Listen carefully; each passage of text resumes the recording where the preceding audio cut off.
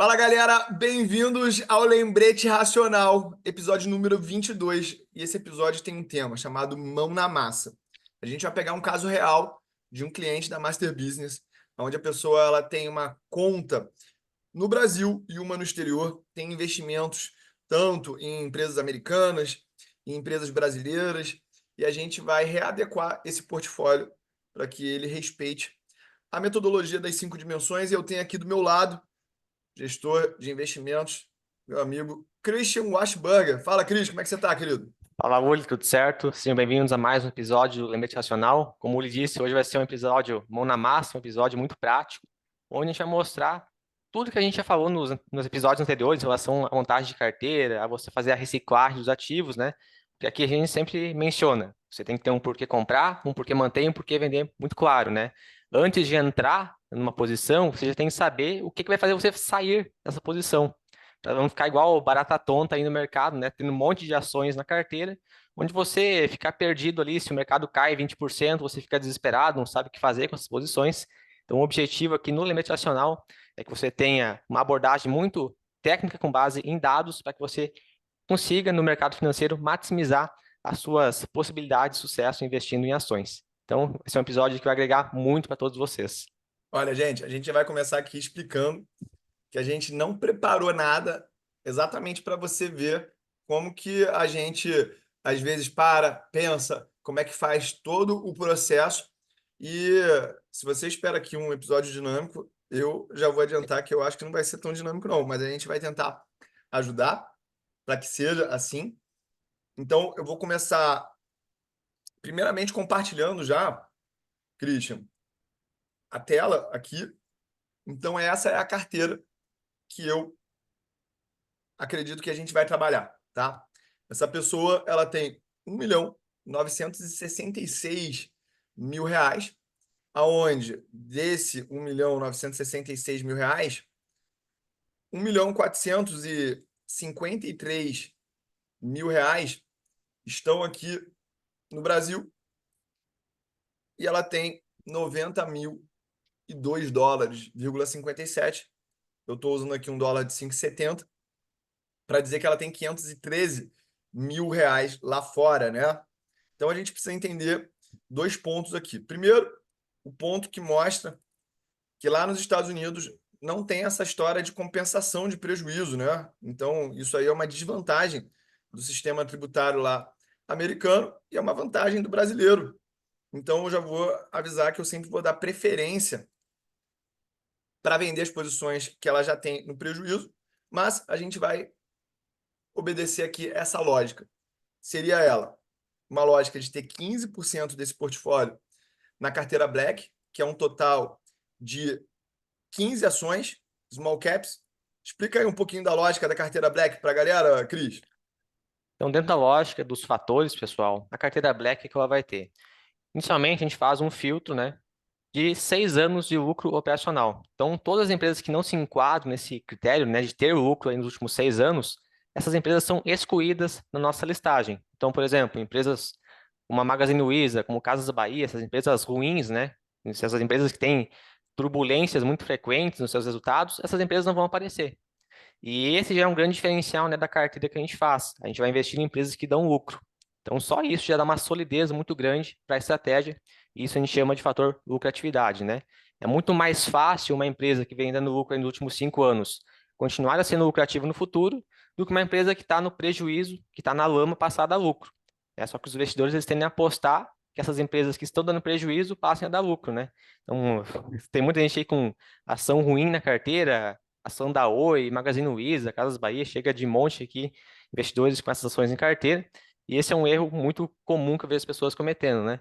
Aí, já que a posição está no prejuízo, a pessoa tem essa dificuldade em se desfazer da posição, né? Até ia complementar ao que você estava falando, Uli, que a gente deve dar preferência em encerrar inicialmente as posições que estão no prejuízo na carteira, para justamente ter, né, esse crédito tributário. Só que emocionalmente isso não é simples, não é lógico, né, para as pessoas. Então, dentro da carteira Black, o primeiro fator que existe ali é o fator lucratividade e trata das empresas que têm um histórico de lucros. A partir disso, quando a gente tem esse aquário só de peixes bons, a gente quer buscar o quê, né? as empresas mais atrativas, as empresas que estão mais baratas, tá? Então, a gente usa ali o indicador de Enterprise Value sobre lucro operacional, busca ranquear, né, as ações de menor para o maior múltiplo. Também fazemos ali um indicador de momentum, onde a gente pega, né, a rentabilidade dessas empresas nos últimos 12 meses e vai dar uma preferência para aqueles ativos que têm performado melhor, né? Então, isso a gente chama de momentum de série transversal. Tá? Então, não interessa se todas as ações elas caíram aí nos últimos 12 meses. A gente vai dar preferência em comprar aquelas que caíram menos, tá? E também a gente tem o fator tamanho aí na carteira Black, que aí é mais um risco, né? Então a gente acaba limitando o universo de empresas a ativos, a empresas com valor de mercado de até 10 bilhões de reais. Então empresas como a Vale, Petrobras, Itaú, Banco do Brasil, eles não irão aparecer ali, tá? Porque são empresas large caps e ali o foco são em small caps. Então, para resumir, a carteira Black vai ter exposição fator lucratividade, fator valor, fator momentum e também o fator tamanho, né? Perfeito. Então, galera, com base nisso, aqui na planilha, como a gente tem que ter 15% desse portfólio na carteira Black, eu vou pegar aqui as empresas que fazem parte dessa seleção hoje, lembrando que as empresas que fazem parte dessa seleção hoje não necessariamente vão fazer na semana que vem ou daqui a 2 semanas. E aí, essa pessoa ela precisa ter essa proporção de 1%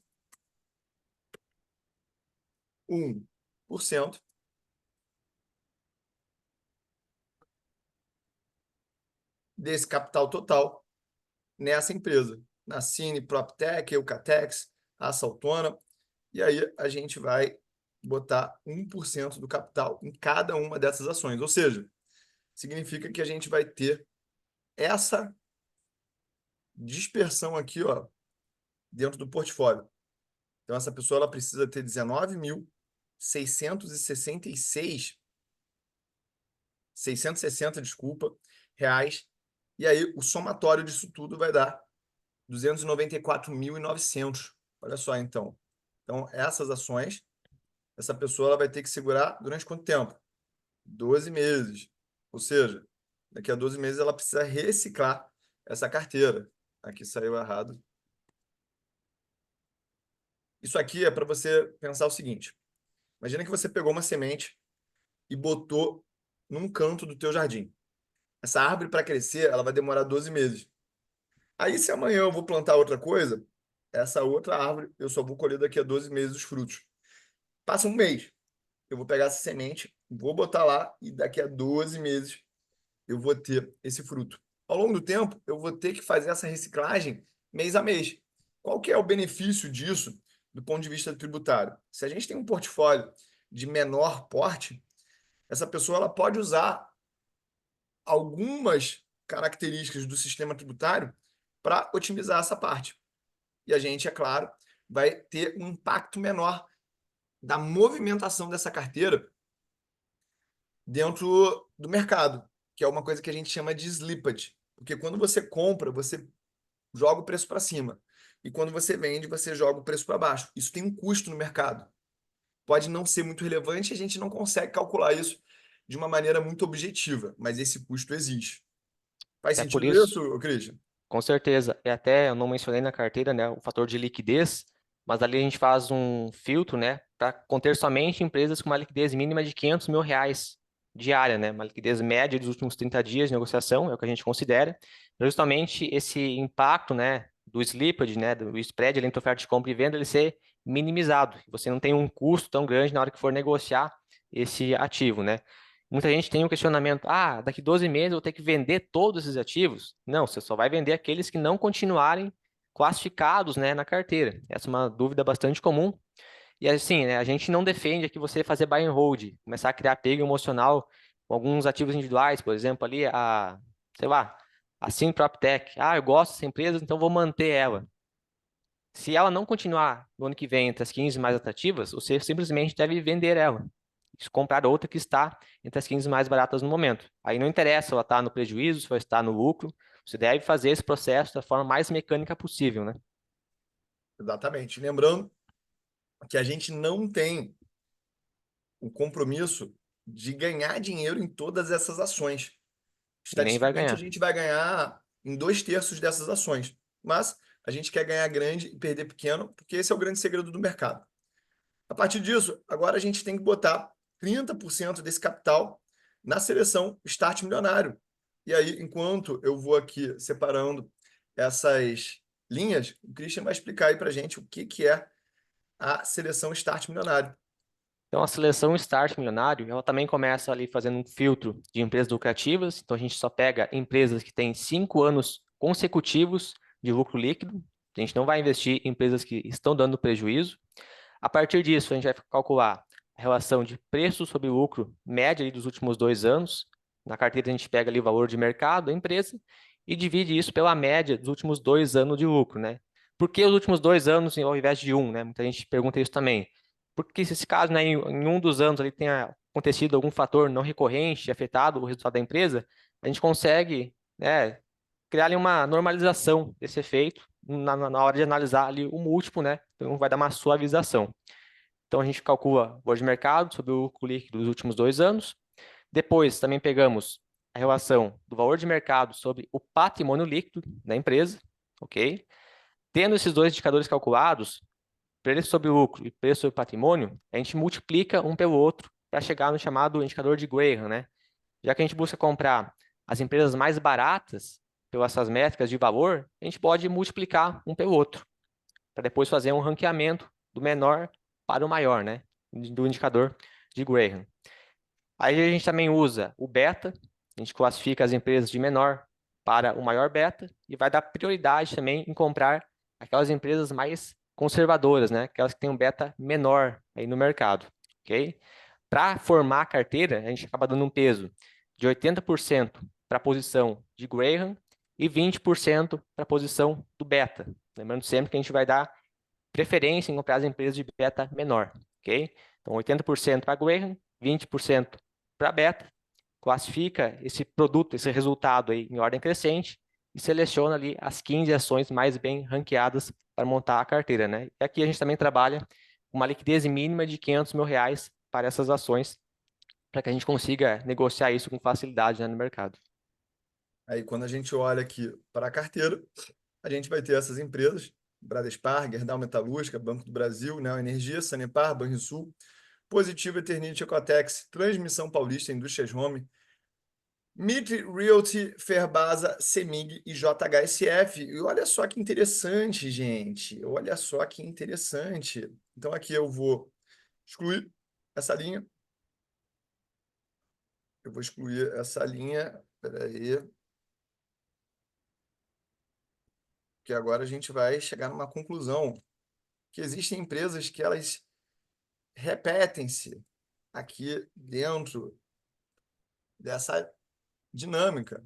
Ou seja, se eu pegar isso aqui e organizar dessa forma, opa, eu vou ter que desfazer isso aqui. Se eu pegar isso aqui, eu vou ver que eu tenho aqui a Bradespar se repetindo 2 vezes. Eu vou perceber que a Eucatex, ela se repete aqui 2 vezes. E a gente vai ter também a Sanepar se repetindo 2 vezes. A gente vai ter mais alguma empresa aqui? Transmissão Paulista, Home, não. Mitre, também não. A Ferbasa, também não. Semig e JHSF, também não. Ou seja, a gente vai ter uma concentração, sim, de algumas empresas com um peso maior dentro da carteira. Epa! Então, a gente vai ter 1% dessa empresa dentro do portfólio inteiro. Quando ela se repetir, a gente vai acabar tendo 2% dessa empresa dentro do portfólio. E não tem problema nenhum nisso, tá? A gente ter esse nível de concentração dentro de um portfólio não é nada perigoso. Christian, falando nisso, me diz aí, você tem alguma regrinha que você coloca no máximo que alguém pode estar exposto a uma ação dentro de um portfólio? Ou você não tem essa regra? Não, não trabalho com essa regra. Uma dúvida comum que as pessoas têm: ah, eu vou fazer uma carteira por mês, então eu vou acabar tendo muitos ativos na minha carteira. Vou ter ali 30, 35, até 40 ativos em algum momento. Só que se a gente fizer uma análise, né? Se a gente pegar ali as cinco maiores posições, essas cinco maiores posições vão ter ali um peso relevante dentro do seu portfólio como um todo. Então, mesmo que você tenha uma quantidade maior de ativos, ao fazer várias carteiras mês a mês, né? Você vai acabar concentrando em alguns ativos. A Bradespar, por exemplo, a Sanepar, são ativos que vêm aparecendo já há um bom tempo. Banco do Brasil é um outro exemplo que vem aparecendo bastante. Então, você vai fazendo várias carteiras, vai acumulando esses ativos. E Sanepar e Banco do Brasil são dois exemplos, né? São ativos que ficaram um bom tempo de lado e aí, nos últimos 12 meses, pegaram boas tendências. O Sanepar, principalmente, saiu de 20 para R$ 32. Então, quem foi acumulando esses ativos, né, está aí com um belo retorno. Eu não trabalho com nenhuma regrinha, eu vou ter no máximo tantos por cento em cada um dos ativos, porque eu paro do princípio, né, que a gente está diversificado também em classes de ativos. Não é toda a carteira que está em ações. A gente vai ter renda fixa, a gente vai ter ativos dolarizados também, e a proteção, a diversificação, ela vem através disso, né? Exatamente. Então, lembre-se que o que a gente percebe é que alguns setores e algumas empresas elas vão estar se repetindo dentro desse processo e a gente vai tender a ver, principalmente aqui no Brasil, setor de concessões, um setor elétrico, setor de banco e no atual momento que a gente está vivendo uma taxa de juros maior, a gente vai ver algumas empresas do setor de construção. Por que que a gente vai ter isso? Simplesmente pelo fato de que essas empresas elas estão muito machucadas como parte aí do nosso ambiente macroeconômico. Não é que a gente olhe para o ambiente macroeconômico, mas isso gera uma consequência e como a gente busca diversificação exatamente de classes de ativos, a gente não fica muito preocupado se vai ter muita empresa de banco, se vai ter muita empresa do setor elétrico, se vai ter muita empresa ligada à concessão ou setor de construção, porque isso é só uma pulverização dentro daquela classe de ativo que a gente está trabalhando. Faz sentido, Cris? Com certeza. E muita gente fica lendo notícias, esse setor aqui vai ser afetado pela taxa de juros, pela inflação, e faz muito sentido essa narrativa, de que as taxas de juros são altas, então o setor da construção civil ele vai ser muito afetado. Então, eu não vou comprar essas empresas. Olha, eu acompanho um pouco, eu vejo alguns resultados, e as empresas de construção civil estão apresentando bons resultados. Mesmo nesse ambiente de taxa de juros alta, essas empresas vêm apresentando bons resultados, algumas mais, outras menos, mas eu vejo que essas empresas estão sim atrativas e, por consequência, né, elas vêm aparecendo aí nas carteiras. Beleza. Então, a partir desse ponto aí que a gente está trabalhando, a gente vê que lá nos Estados Unidos, a gente tem uma outra característica, que são empresas de tecnologia dominando atualmente o mercado. Isso não tende a durar para sempre. Isso quando existe uma concentração muito forte desses ativos dentro do índice, isso tende a ser perigoso. Então, a gente sabe que isso não tende a ser uma coisa positiva ao longo do tempo aí para os investimentos, mas é claro, a gente vai trabalhar sempre com a lógica de que esse investidor ele vai ter uma renda fixa, ele vai ter uma lógica mais robusta para correr menos riscos, e a gente sabe o que a gente está fazendo aqui no final das contas, né? É, já tiveram vários momentos e as finanças, acho que elas têm essa vantagem, porque a gente não precisa correr o risco o tempo todo. Muitas das vezes, o que é contraintuitivo é exatamente o fato de que a gente tem que estar descorrelacionado com o mercado. Então, se está todo mundo apostando em ação, o jogo vai ser o quê? Olha, eu vou ficar mais conservador. A gente está vendo, no momento que a gente está gravando esse vídeo aqui, Warren Buffett vendendo ações.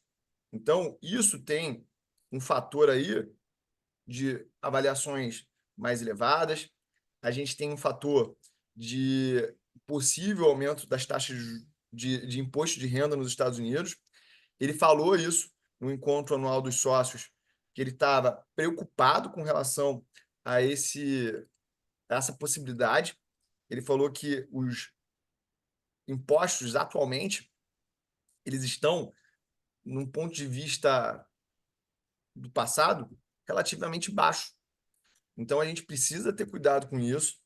A gente precisa entender que a gente não vai cair em armadilhas como o viés de autoridade. Então, não é porque o Warren Buffett ou porque outro mega investidor está fazendo tal coisa que a gente vai fazer, mas é claro, a gente vai estar olhando para esse ambiente aí e entendendo quais são os riscos e possíveis problemas que a gente vai ver. Aqui dentro da nossa carteira, Só ia complementar uma coisa, Uni. Uma forma de você diminuir a exposição a risco da sua carteira, né, sem diminuir o percentual em renda variável, é o seguinte: pensa que a pessoa tem uma predominância, né, em ativos, empresas de tecnologia hoje na carteira, Nvidia, Apple, né, esses ativos aí de tecnologia. O que ela pode fazer? Vender esses ativos e comprar um ETF de índice, caso IVV, vai replicar o S&P 500. E mesmo ele estando ali com um terço, basicamente, né, do portfólio em ativos de tecnologia, você tá, a cada $1 que você compra, 30 centavos está indo para a empresa de tecnologia, mas o restante está indo para outros setores também. Então você vai estar exposto ao mercado, só que de uma forma muito mais conservadora, né? Então, no caso as empresas de tecnologia, elas continuem crescendo seus lucros, superando as expectativas do mercado, você vai estar exposto. Agora, caso ocorra uma quebra de expectativas, nessas empresas elas caiam, você vai estar exposto a uma carteira muito mais diversificada. muito bem, muito bem. E aqui dentro da diversificação que a gente montou para esse cliente, ele tem 15% do portfólio na carteira Black e 30% na carteira Start Milionário. Por quê? Porque a carteira Start Milionário ela vai tender a ter uma volatilidade menor, já que ela não tem small caps. Então, quando a gente consolidar aqui os ativos na carteira, a gente vai ter a Bradespar, a Sanepar e a Eucatex tendo 3% no total aqui de participação dentro da carteira, tá? Então, deixa eu achar aqui a Eucatex dentro desse ponto de vista 3 aqui. Beleza. Então, aqui a gente vai tirar Bradespar, a gente vai tirar Sanepar e a gente vai tirar a Eucatex. No final das contas, todas essas ações aqui, elas vão ter que representar um montante de 45%, tá? Então, a gente tem aqui uma concentração maior em alguns ativos, e isso coloca aí alguns ativos com um total financeiro de 58.980, alguns ativos com um total financeiro de 39.320, e a gente tem outros ativos aqui com um total financeiro de 19.660. A gente está fazendo esse trabalho aqui antes da eleição americana, caso você esteja vendo esse vídeo aqui numa outra data, beleza? Então, com base aqui no que a gente está vendo de ações americanas, a gente não está, por exemplo, se expondo ao IVVB11, que seria ações do S&P 500, ou o NASD 11, que seria o ETF QQQ, que é mais focado em empresas que estão na Nasdaq, de tecnologia, né? Qual que é a alocação que você está fazendo hoje, Christian, para os Para Estados mim, Unidos? O que que você está vendo? o que que eu vejo hoje, né? Eu sempre vou ter uma exposição no mercado americano, o S&P 500, então vai estar sempre lá. Eu considero ali metade da minha alocação no mercado americano para um ETF do S&P 500, e na outra metade, aí eu busco ativos de valor, né? Então a gente pode ter Berkshire Hathaway, que eu considero uma empresa que ela é muito diversificada, né? Uma holding, tem ali sob comando o Warren Buffett, o maior investidor de todos os tempos. Ano passado, vamos ver, tinha ali uma oportunidade muito lote de comprar ela, 9 vezes o lucro. Teve aí uma alta aí nos primeiros meses de 2024, hoje está por volta de 14 vezes o lucro. Mas eu também enxergo que existe uma oportunidade de você comprar empresas velho, de valor, e também empresas small caps nos Estados Unidos. Assim como no Brasil existe um desconto das small caps em relação às large caps, eu vejo que no mercado americano isso também existe, né? Eu vejo que é um momento global onde as small caps estão depreciadas em relação às large caps. Então eu focaria, né, principalmente se eu tenho uma exposição hoje grande em growth, em empresas de tecnologia, em aumentar a exposição em ativos de valor nos Estados Unidos. Aí a gente poderia comprar aí um VOV, que é, no caso, empresas velhas de pequena capitalização, ou no caso, simplesmente um ETF de fator valor mesmo, ou uma Berkshire Hathaway também. E a gente também tem fator momento nos Estados Unidos, né? Só que se hoje a gente for comprar, né, o fator momento nos Estados Unidos, vai ter lá bastante exposição também em empresas de tecnologia. Então, não sei se faz muito sentido no momento, né, já que a gente já tem uma exposição em ativos de tecnologia, você fazer essa posição aí no momento, porque você vai estar, expondo novamente parte da sua carteira para esse ativo, para esses ativos, setor de crescimento, né, no mercado americano. Então, seria essa a minha visão, né? Eu sempre tenho percentual ali em S&P 500, sempre vou estar exposto ao mercado americano, as maiores empresas, tá? Então, não interessa se o mercado está com um índice muito alto ou não, tá? Eu sempre vou estar exposto ali. O maior risco, na minha visão, é não estar exposto, mas, ao mesmo tempo, eu crio ali uma diversificação também para outros fatores, principalmente que eu vejo, né, no mercado americano, é fator valor e empresas small caps como as maiores oportunidades hoje. Beleza. Então, voltando aqui para a planilha, a gente vê que a gente tem uma exposição total em ações brasileiras para esse cliente de 884.700, não, desculpa, 884.700. Essa pessoa precisa ter por volta de 589.800 em ações americanas, 393 mil em MAB 11, 393.200 em Tesouro Selic, porque ela pode fazer ali uma estratégia de trend following. Isso aí foi conversado com a pessoa, isso cabe dentro do perfil dela, tanto de estilo de vida, mas também de risco. E a gente vai fazer uma venda de BOVA 11 ali, no total de R$ 294.900 para ela alavancar esse portfólio, né? Então, o que que a gente tem aqui para esse cliente? Como essa pessoa ela já tem 513 mil reais em ações americanas, o que que a gente pode fazer? A gente pode falar que ela vai ter aí uma exposição dentro do Brasil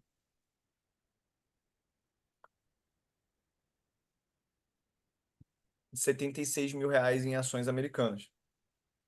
Então, olha só, qual que é a lógica?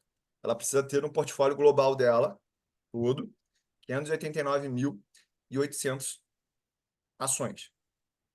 Mas ela já tem 513 mil em ações numa corretora americana. Ou seja, ela já está exposta nessa quantidade lá. Ela está exposta nessas empresas. Ela tem esse preço médio. A gente está partindo da premissa que o preço de mercado desses investimentos é exatamente esse aqui que a gente está mostrando. E é claro, existem posições com lucro e existem posições com prejuízo. Qual que é a nossa indicação? Nossa indicação é vender essas ações aqui que estão no prejuízo, beleza? Então, se a gente pegar esse montante que a pessoa tem e a gente vai botar aqui montante final,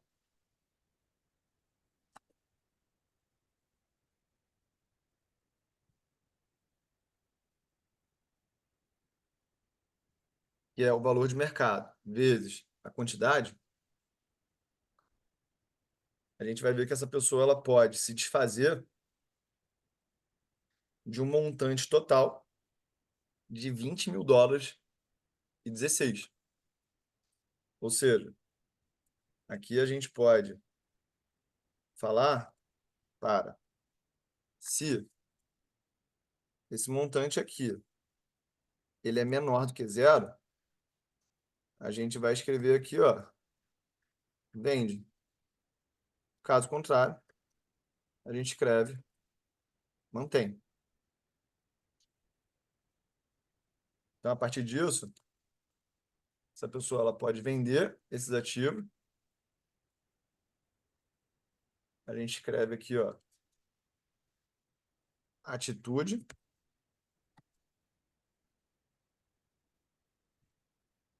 Show de bola. Aí pega todo esse valor aqui e faz o que com ele?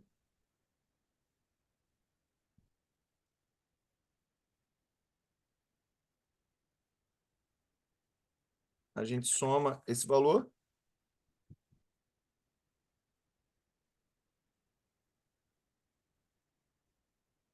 de US$ 20.000,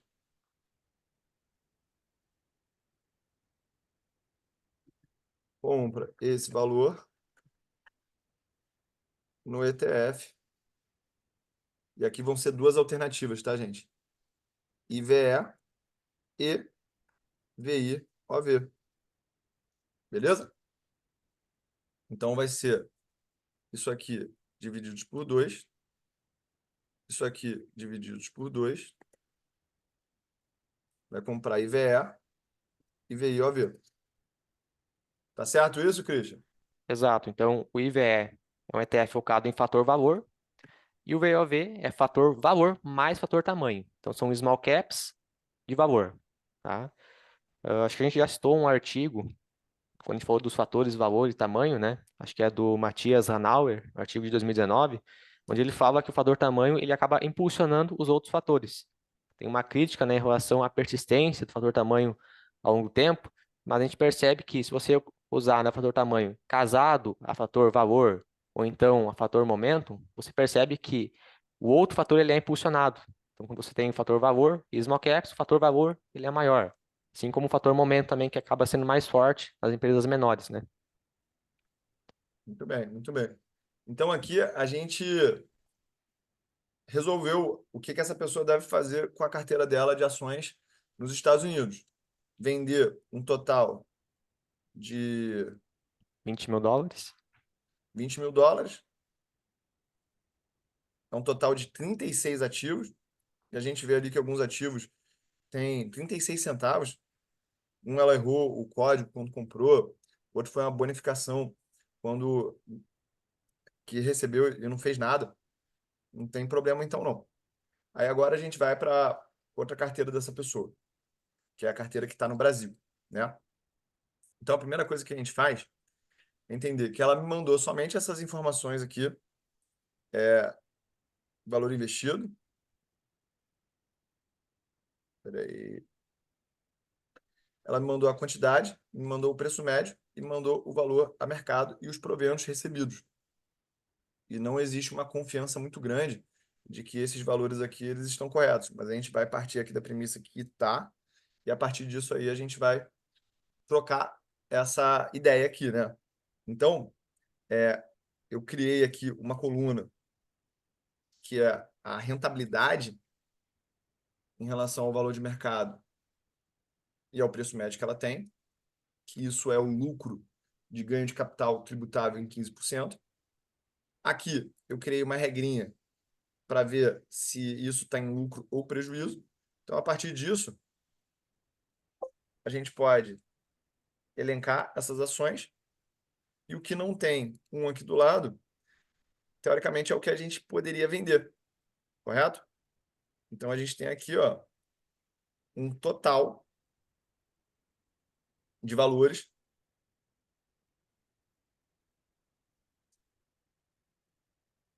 que é esse somatório todo aqui.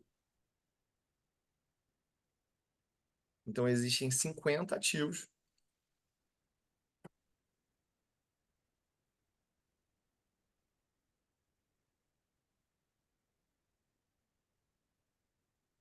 50 ativos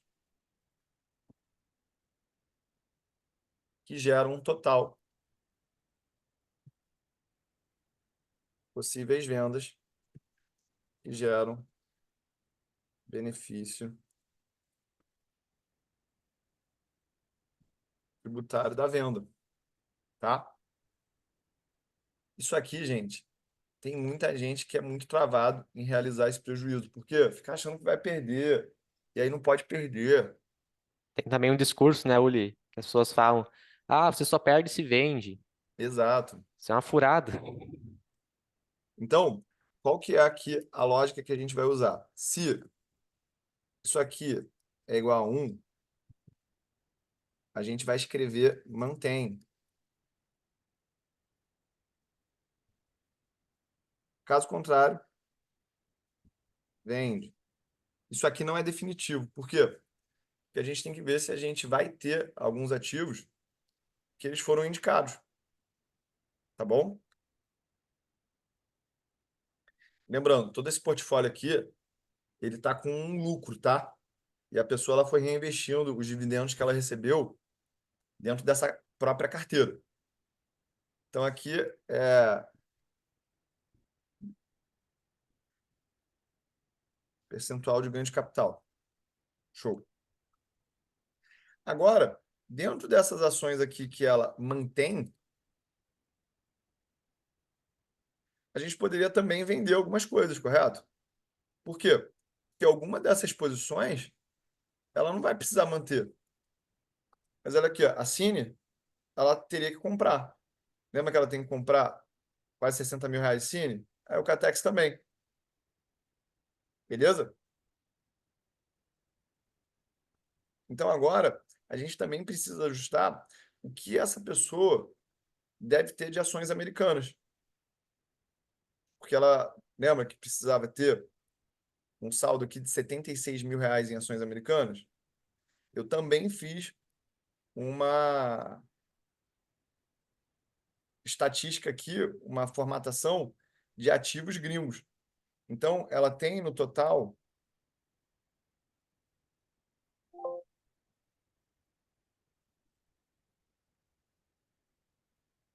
338 mil em ativos americanos. Só que desses ativos, ela tem um total aqui, ó, de 14 mil que estão no prejuízo. E ela poderia vender isso aqui que já está escrito para vender. Beleza? Então agora a gente vai fazer o quê? Epa. Agora a gente vai entender aqui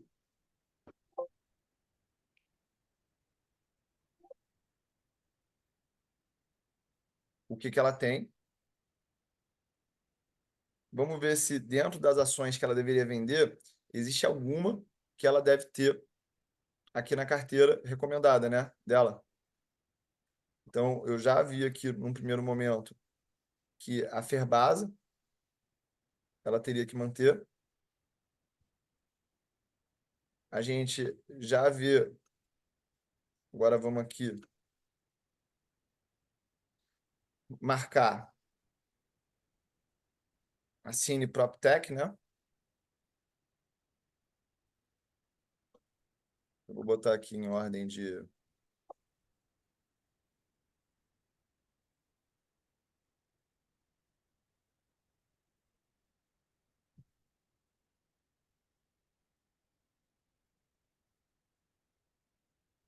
Vou botar aqui em ordem alfabética para que a gente possa achar.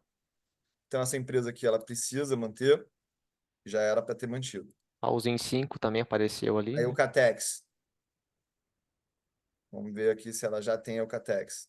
Já tem, já era para manter. A gente tem a Alça Autona. Eu acredito que ela não tem a Alça Autona aqui.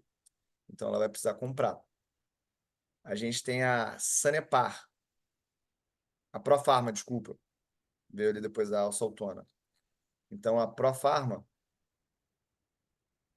ela não tem. Então, ela vai precisar comprar. Sanepar.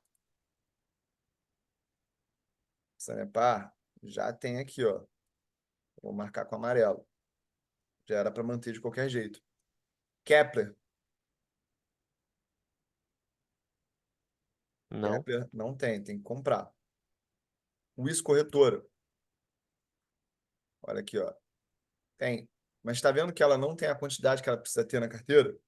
Então, isso significa que ela precisa comprar mais uma diferença, né? A Sanepar, ela tem a ordinária, aliás, a preferencial e a Unity.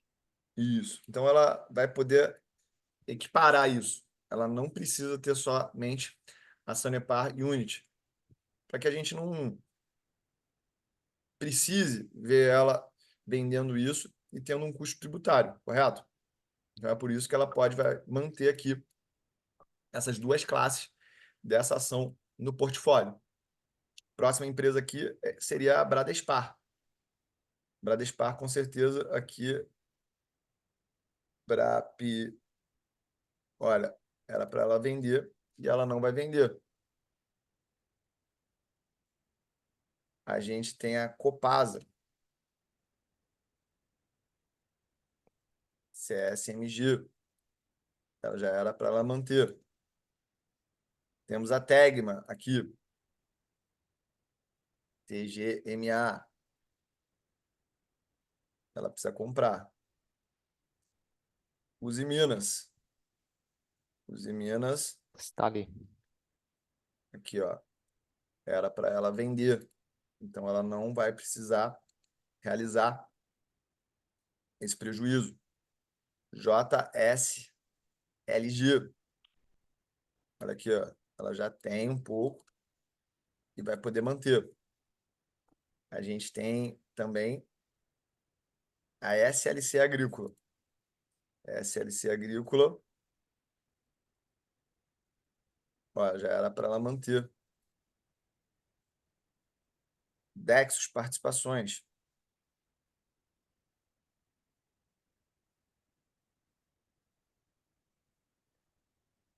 Aqui era para vender, ela vai poder manter. Odontoprev. ODPV. Está ali embaixo. Boa. Aqui era para vender, ela vai poder manter.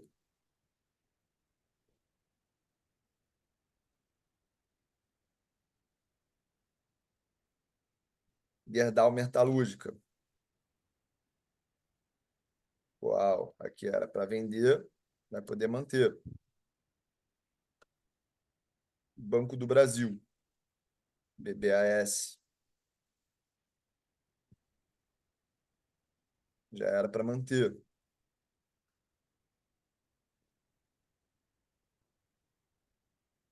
Neoenergia.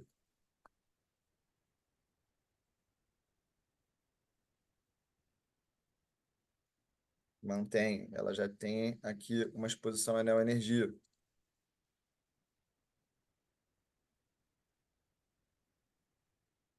Próxima empresa, Banrisul.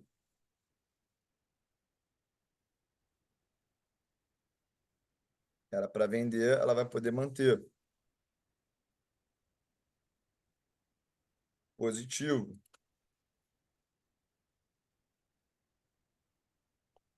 Era para vender, ela vai poder manter. Positivo estava no 0 a 0 aqui.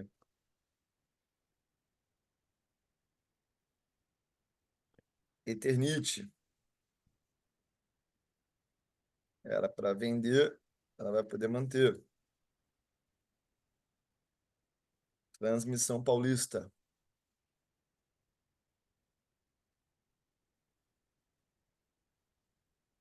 Era para manter. Indústrias Home. Era para vender, ela vai poder manter. Mitre Realty. Não tinha, vai ter que comprar. Herbasa. Era para vender, vai manter. Semig. CMG. Embaixo de Semi. 80 linha aqui, ó. Vai manter. E JHSF Participações. Era para vender, ela vai poder manter. Ela vai poder manter. Beleza. Então, a partir disso, eu vou criar aqui uma condição.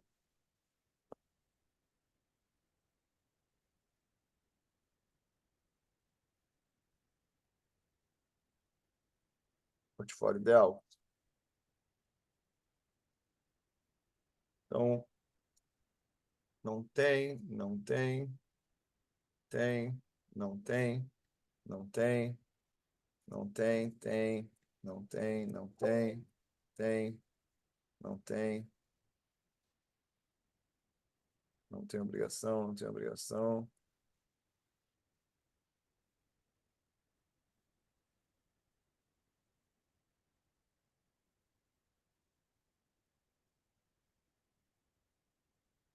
Vai poder sair dessa.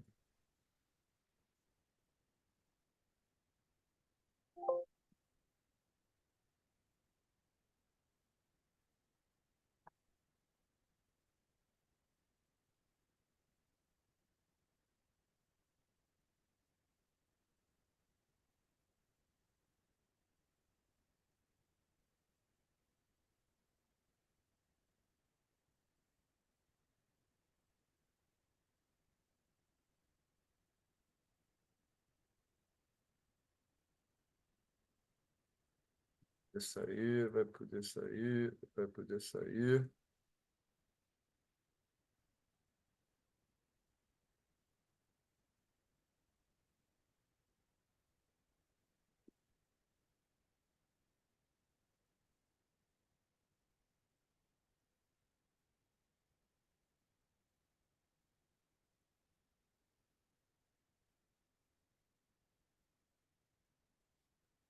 Beleza. Feito aqui, né?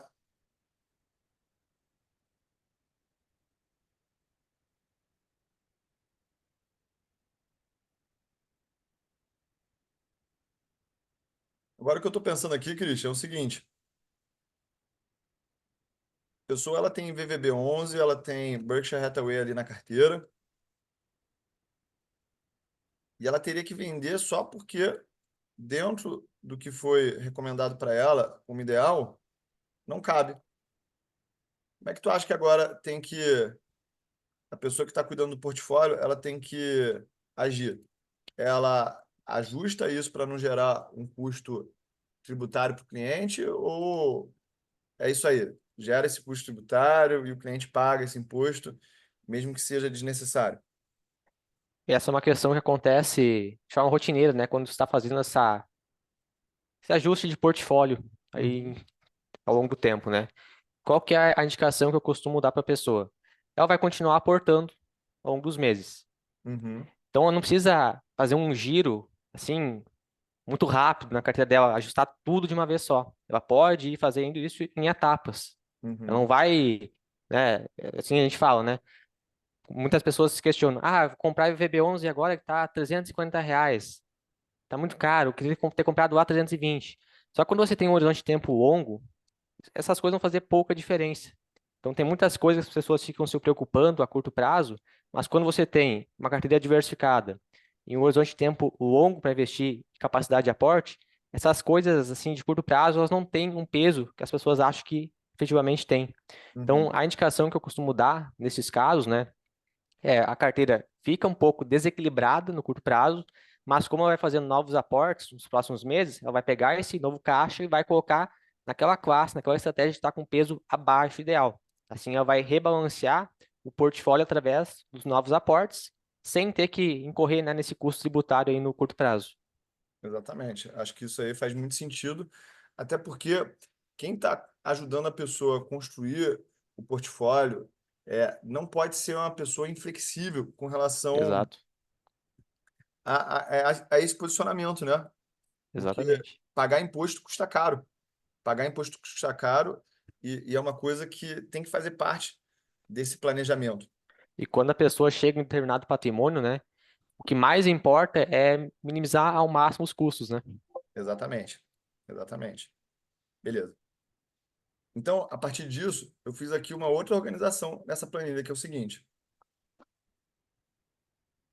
se essa empresa ela precisava estar aqui nesse portfólio ideal, e se ela estava tendo aqui um processo já de ganho de capital,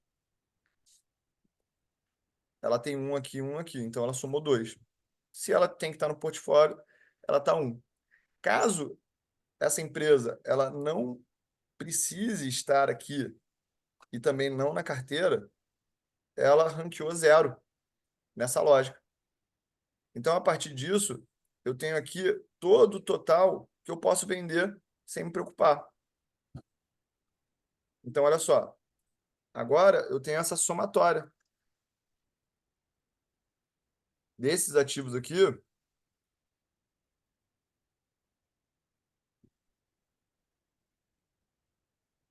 que eu realmente posso vender, que dá R$ 295.000. Então, isso aqui vende mesmo, tá? E a partir desses R$ 295.000, a gente vai poder comprar parte dessa alocação aqui, que totalizou 884 mil, beleza? Então, isso aqui tudo vai vender. Eu vou até pintar aqui, ó, com essa cor de azul.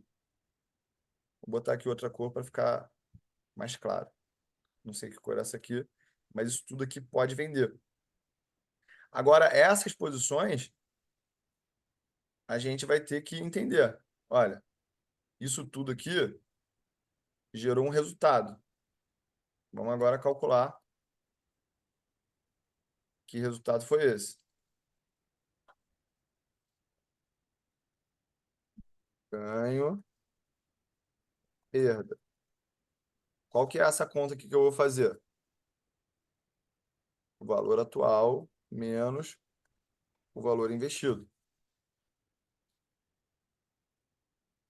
Então, de tudo que a gente tem que manter por causa da carteira, gerou um lucro de R$ 14.000 no saldo, tá?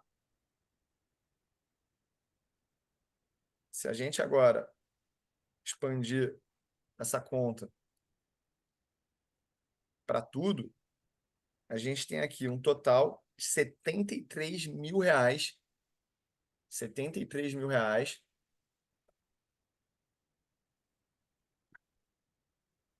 prejuízo das vendas.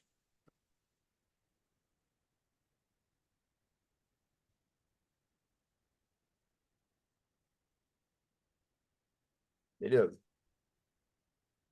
Prejuízo das vendas é essa aqui. Agora eu simplesmente posso vir aqui, ó, e ver se o lucro dessas posições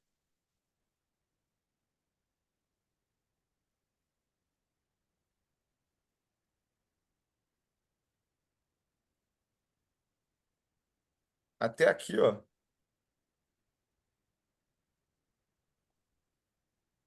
eu poderia vender para compensar e ficaria no 0 a 0. Beleza? Mas aqui eu tenho alguns casos como fundo imobiliário, HGLG, XPML, XPML aqui, LFTS 11 ali embaixo. LFTS 11. Por quê? Porque não existe compensação disso. A gente também tem aqui a Palantir.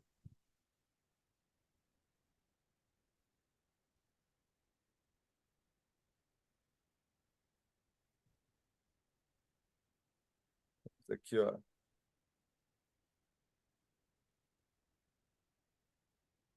Canip. Vamos agora ver aqui os ativos.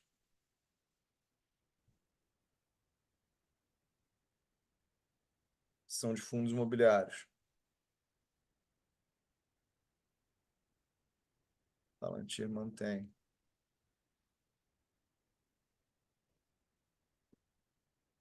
Beleza. Só tem esses 3 ativos aqui, ó.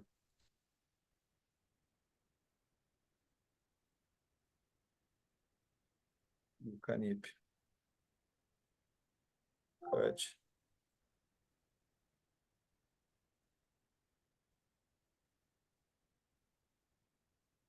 Para baixo.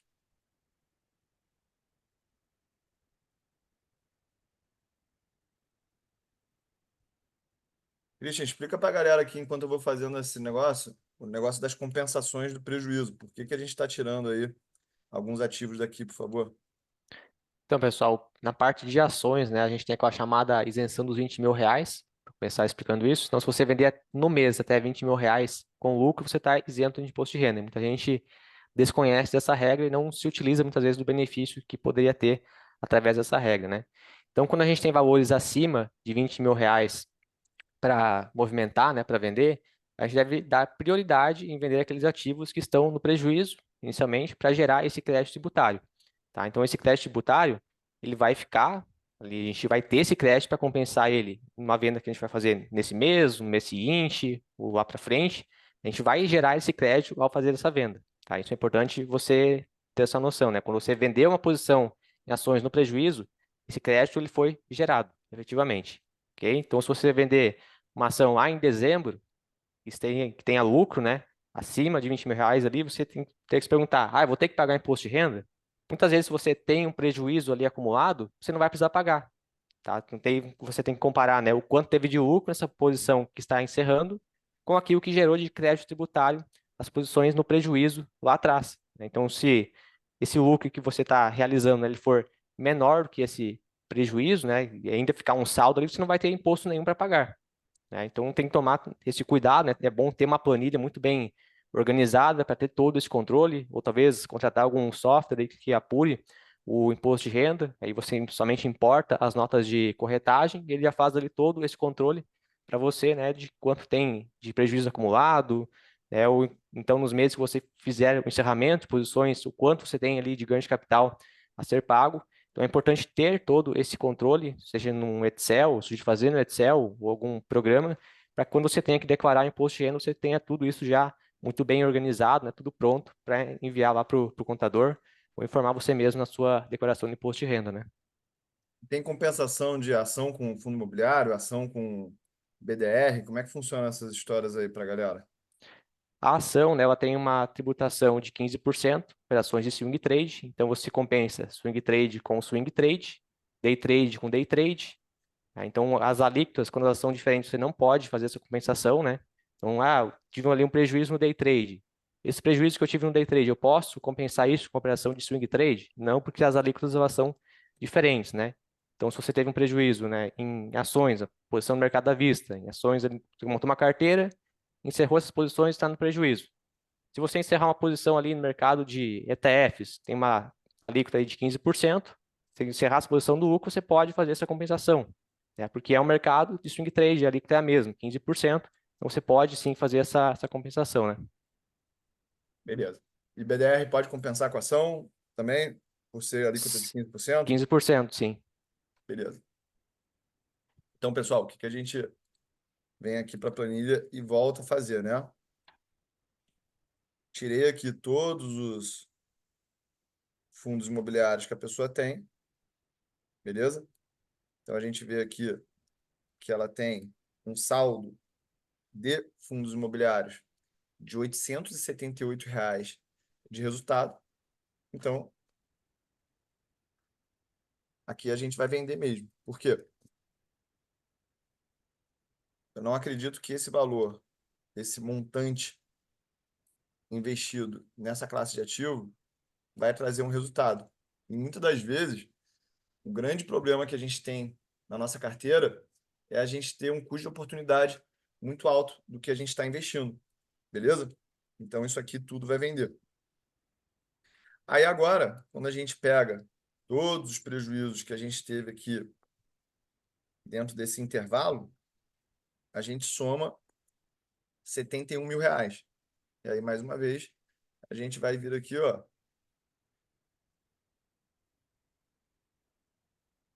e Algo, vai. impor- Algo Pode falar. importante, Uli, só para complementar aí nessa tua análise, esse cálculo, é que as pessoas não devem incluir os dividendos aí nesse cálculo do ganho de capital, né?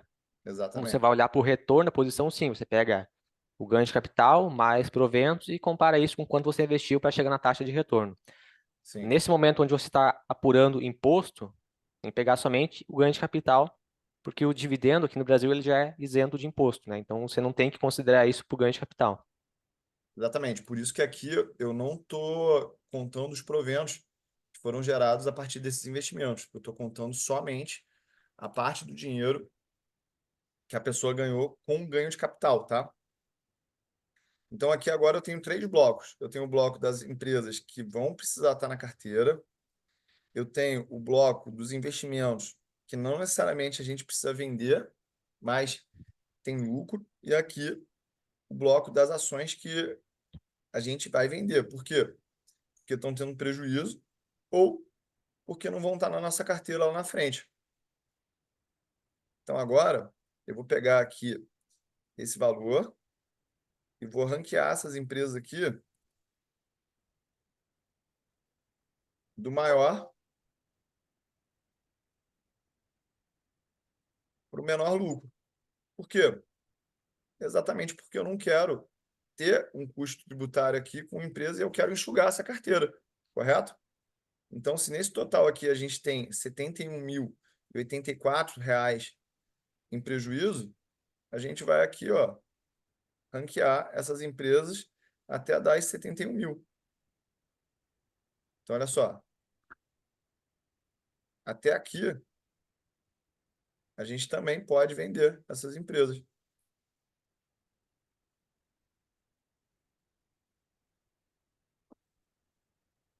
E sobra quantas empresas aqui, ó? Sobra VVB11, sobra Berkshire Hathaway, sobra a VEG, a Marfrig, a JBS, OR VR3, NASG 11 e Petro 4. Beleza? Então aqui eu já vou escrever vende, vende. E eu vou passar todo esse grupo aqui, ó,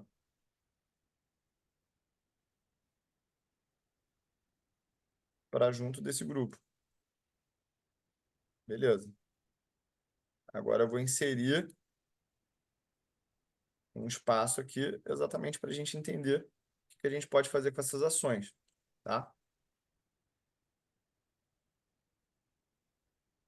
Show de bola. Qual que é o valor atual agora que a gente vai poder gerar em vendas, né? Agora a gente tem um montante aqui, ó, de 619 mil reais que a gente vai poder levantar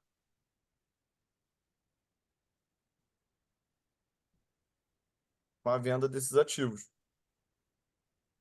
Tudo isso aqui, ó, sem impacto fiscal nenhum para o cliente. Beleza? Aí agora a gente tem essa carteira aqui, ó, que tem VVB11, que tem Berkshire Hathaway e tem NASG 11. Então eu vou agrupar esses ativos.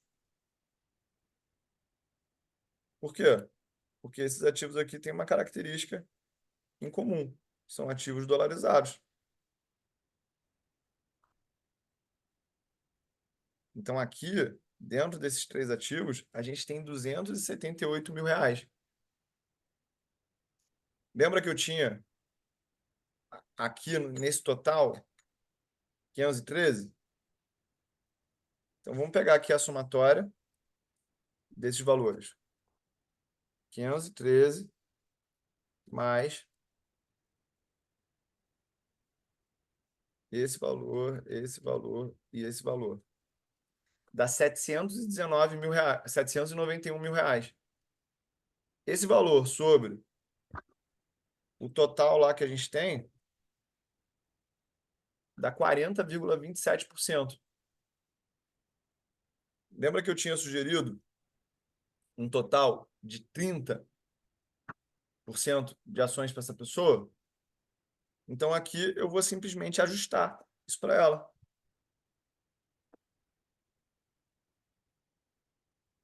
40,27. 40,27. E quem é que vai pagar essa diferença? 40,27 menos 30, de 10,57%, eu vou subtrair isso da onde? Da minha exposição de renda fixa. Então, eu vou tirar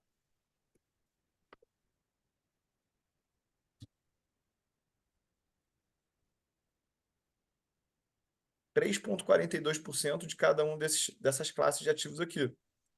Então, aqui eu vou ter 20 menos 3,42333,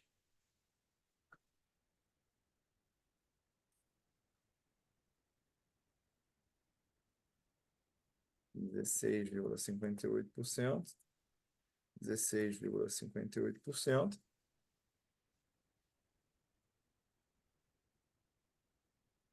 Beleza. E aqui eu vou pagar essa diferença com 18,423%. Por quê? Porque eu vou vender 3% a mais de bola para que eu possa completar a carteira aqui. Então, olha só que interessante.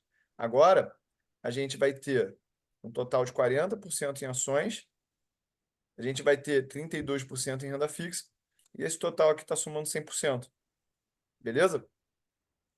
Discorda do que eu fiz aqui, ô Cris? O que tu Não, acha dessa minha solução? de forma alguma. Ficou ali com um percentual de 14, 40%, né, em ações americanas. E o que eu falo para as pessoas? Ativos dolarizados na carteira, o pecado é você ter menos do que o ideal. Para mim, menos do que o ideal é 25%. Ter menos de 25% para mim é um erro. Aí ter 35%, ter 40%, eu acho excelente, porque a pessoa ela está morando no Brasil, a renda dela provavelmente é em real, então ela já está exposta, né, a risco aqui no Brasil, está exposta, né, ao real, a renda dela é em real. Então faz muito sentido ter essa exposição em ativos dolarizados, né? Então, para a maioria das pessoas, os meus clientes de wealth, né, as pessoas novas que chegam para mim, quase nenhuma delas tem esse percentual de 25% no mínimo em ativos dolarizados. Então, a primeira coisa que eu trabalho é aumentar essa exposição em ativos dolarizados e também olhar para a parte de renda fixa, como que tá, né? Porque muitas vezes a pessoa só tem ali CDB, produtos indicados pelo assessor, então a gente acaba ajustando isso também. Mas o percentual de ativos dolarizados e renda fixa eu considero que são as bases da carteira. Como Beleza. O Benjamin Graham falou, né, de ter perfil conservador, moderado ou agressivo, onde você nunca vai ter 100% em uma classe, aquilo ali é um conceito simples e é a base, né, da diversificação. A gente nunca vai estar 100% em renda fixa ou 100% na renda variável. Então, eu considero um percentual mínimo também de 25% em renda fixa, estar sempre com esse percentual, no mínimo, para ter bala de reserva, caso o mercado ele desabe, para poder comprar na baixa, e também ter no mínimo 25% de ativos dolarizados para gerar essa diversificação, né, essa proteção. Beleza. Beleza. Agora, tem um problema aqui, né? Que problema é esse? Essas posições VEG, Marfrig, JBS, Ouro Verde e Petrobras, elas estão gerando um lucro. Deixa eu adicionar aqui mais uma linha, mais duas linhas. Isso aqui está gerando um lucro total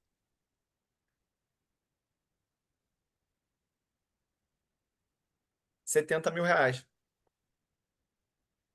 Se a gente pegar isso e multiplicar por uma alíquota de 15%, essa pessoa vai ter que pagar R$ 10.605 de imposto, tá?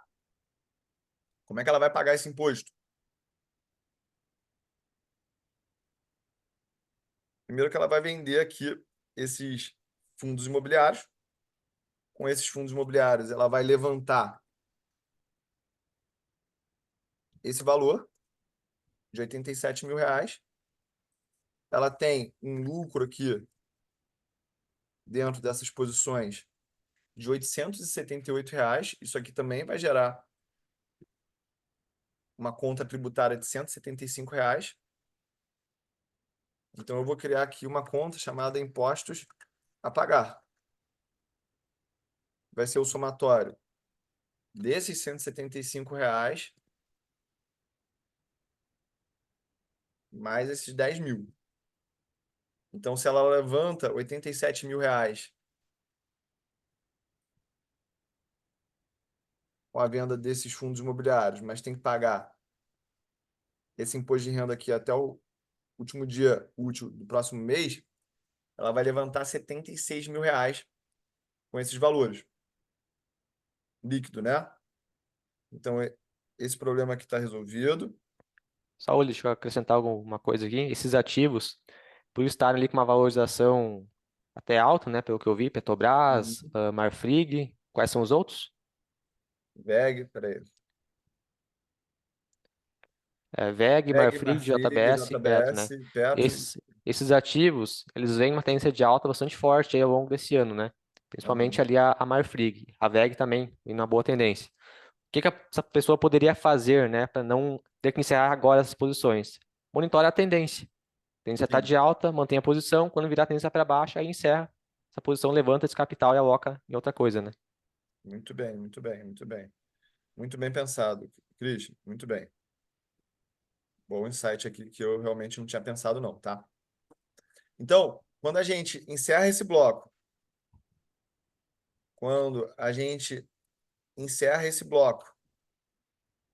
e encerra todo esse bloco aqui, a gente consegue levantar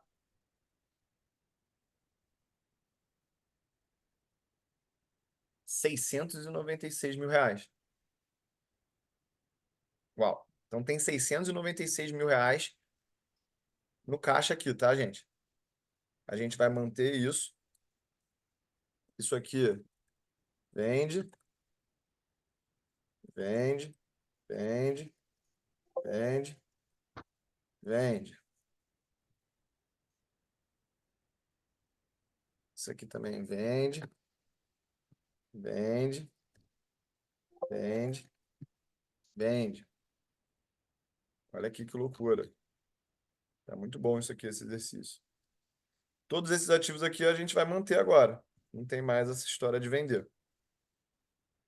Então, a gente tem aqui um total de 12 ativos que teriam que ser vendidos inicialmente, mas a gente vai realocar eles. Beleza. Não tem. Show de bola. Isso aqui também mantém. A gente já pode unir todo esse grupo.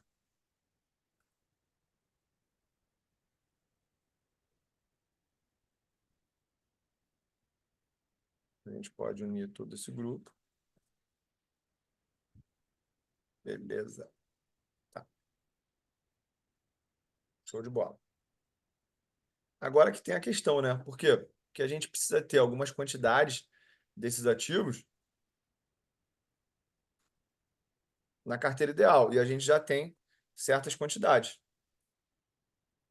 Então, aqui a gente vai criar essa diferenciação. Então, a gente vai lá, ação por ação, que é o seguinte. Banco do Brasil. Banco do Brasil, aqui nas contas, está 28,70. Se eu preciso ter 39.320 ações,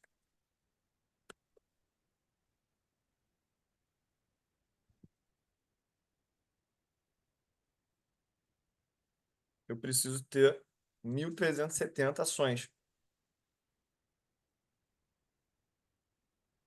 Vou botar aqui quantidade final.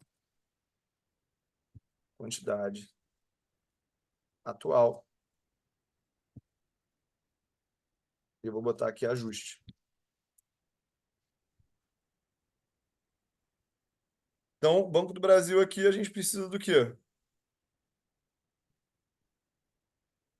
1.370. A pessoa já tem 1.600.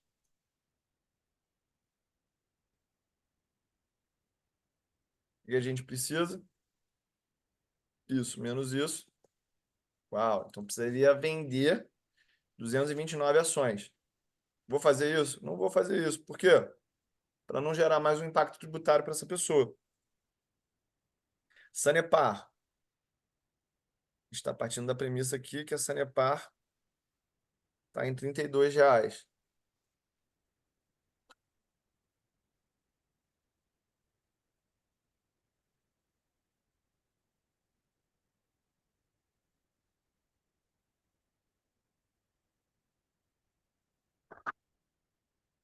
vai criar aqui uma fórmula para não precisar calcular isso.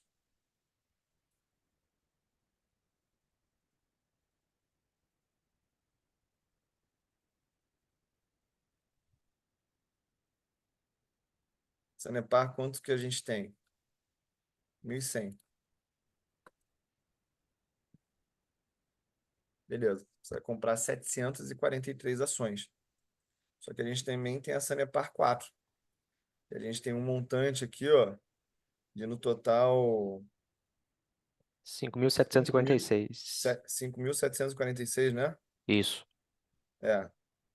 Então, essas 700 ações a R$ 32 dá basicamente R$ 22.000. Ou seja, a gente vai precisar ali comprar uma diferença de 743 ações, já tem R$ 5.000. Então, vamos botar aqui que ela vai precisar de 500 ações. Precisa comprar 500 ações. Cine PropTech. A gente já tem aqui, ó, um estoque de 1.000. Estoque de 1.000. Preço 7,90. Então, precisa comprar aqui um ajuste de 1.488. Eucatex a 16,47. A gente precisa ajustar porque a gente tem uma quantidade atual de 460 ações. Ou seja, precisa comprar 3.121 ações. A Soltona, eu vou abrir aqui, ó, uma janela anônima. Aço Altona.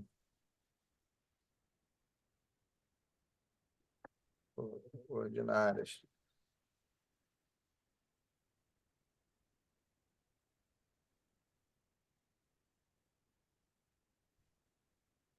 R$ 14,37. Aí para pegar os códigos, copiar todos que estão aí na lista, jogar numa planilha do Google Planilhas Uhum. e pegar pelo Google mesmo, automático. Sim. Seria mais rápido, eu acho. Sim. Profarma, 6,18. Sanepar já tem aqui, ó.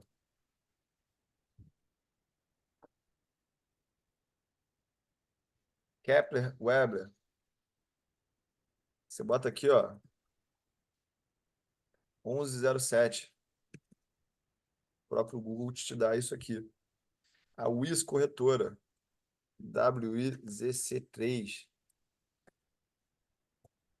6,10. Mas já tinha um estoque ali. Essa aqui eu sei que tem um estoque. Já tinha um estoque de 600.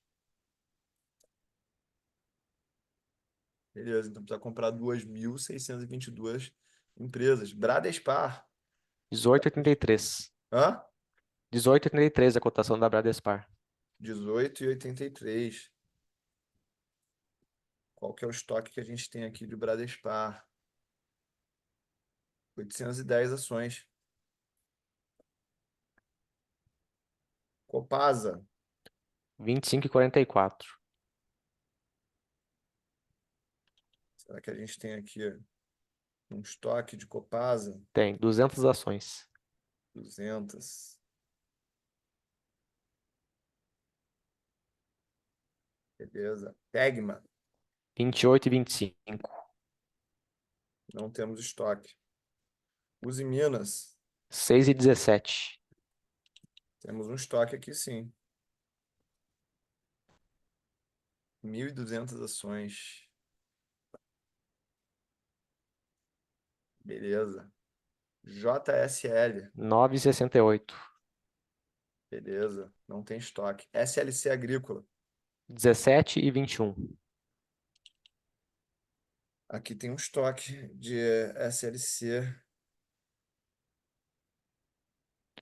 520. 520, né? Dexos Participações. 9,29. Tem um estoque aqui, sim. 1.700 ações. Ou seja, você vai precisar comprar 416. Odontoprev. 11,80. Tinha um estoque aqui de Odontoprev. Acho que 220 não. ações. Tem. 220. Beleza, precisa de 1.446 ações. Gerdau Metalúrgica. 10,77 a cotação. 10. E 77. Acho que aqui tem um estoque de 1.100 ações. 1.100, é. Neoenergia. 19,66.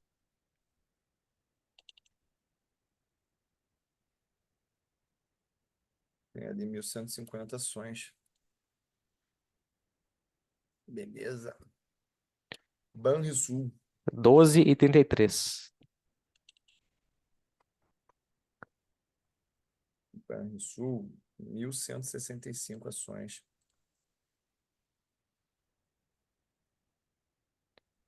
Positivo. 6,17.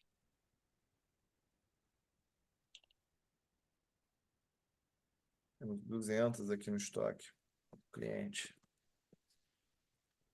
Eternite.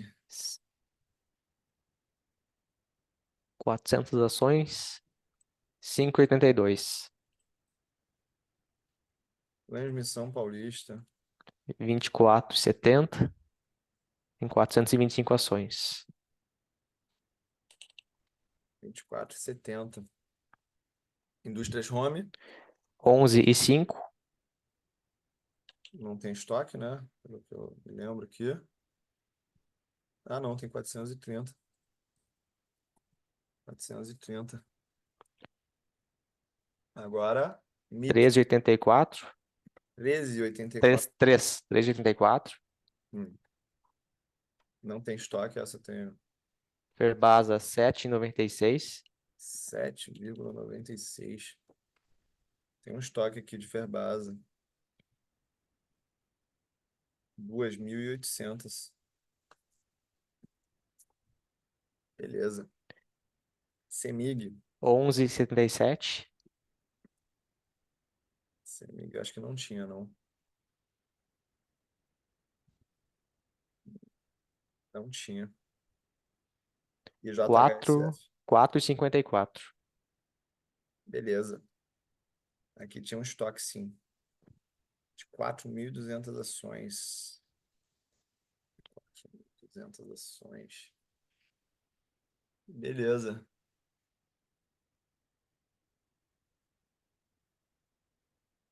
Então, a partir disso, a gente pode calcular aqui esse desembolso, né? Que é a quantidade de ações vezes o preço.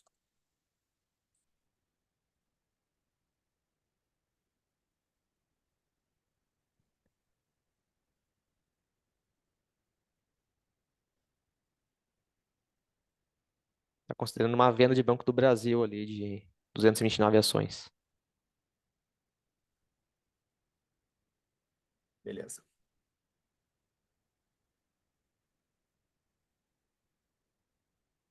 Beleza.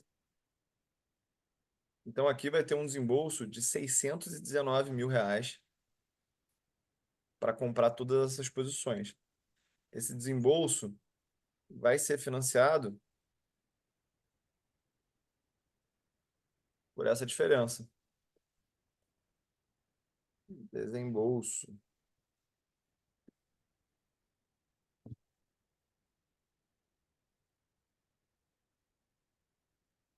Beleza. Então, temos um desembolso de 619 mil reais. E aí, a gente precisa comprar aqui, ó.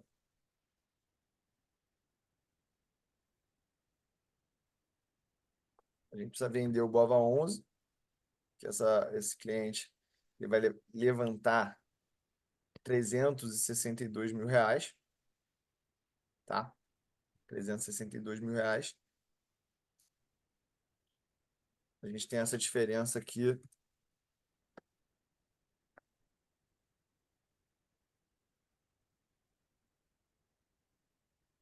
77 mil. Venda de BOVA11.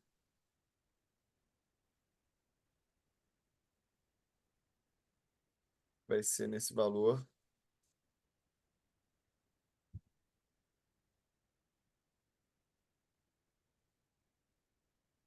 O Bova 11 fechou a R$ 131,21. Então, para descobrir a Quanto de quantidade, preço? R$ 131,21.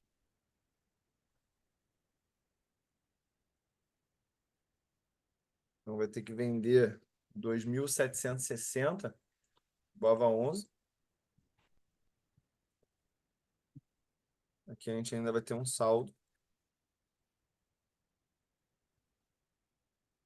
de 439 mil reais, né?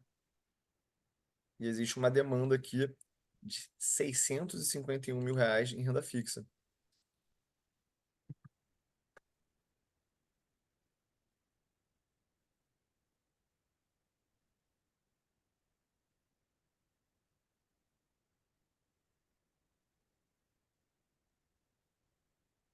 Falta aqui, ó,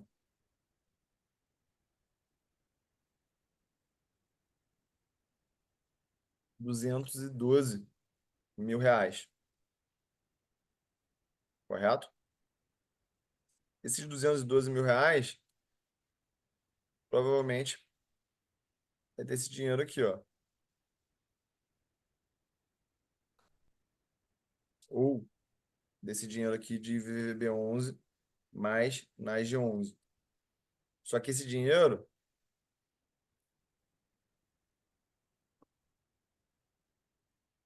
ele também está dentro desse valor aqui,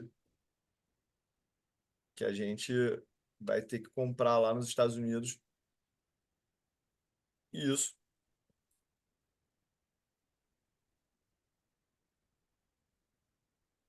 vai gerar mais um ajuste.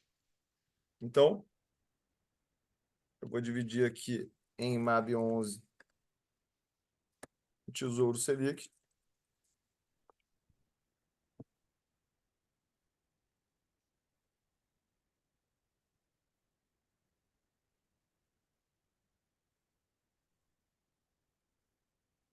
Beleza.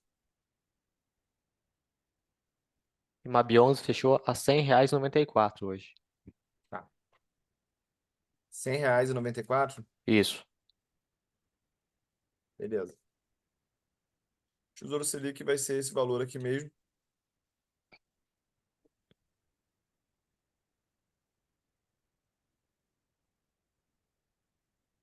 Quantidade. Deixa eu...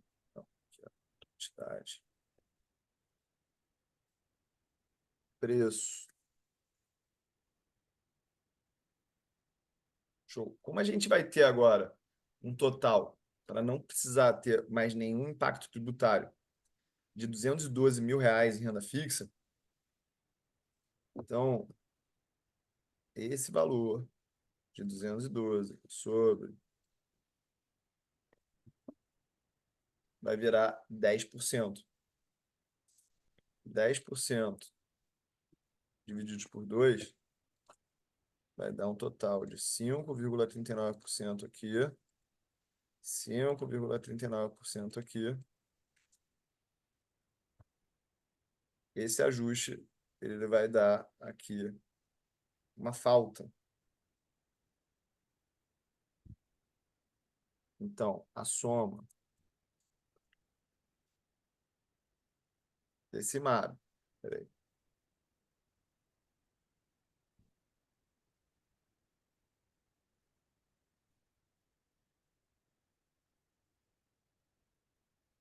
5,32.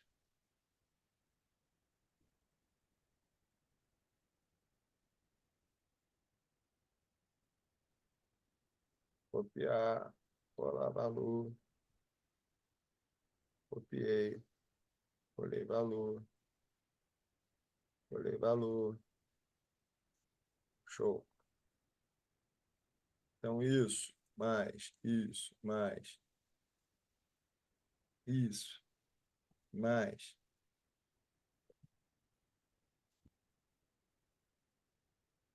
a soma disso tudo aqui.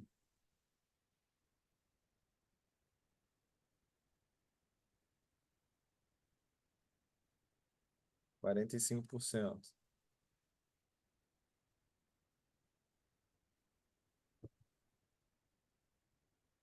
100% é o total que a gente tem que ter.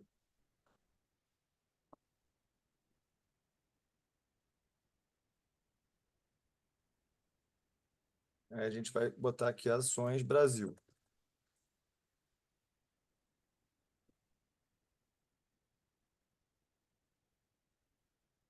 É uma somatória desses valores aqui.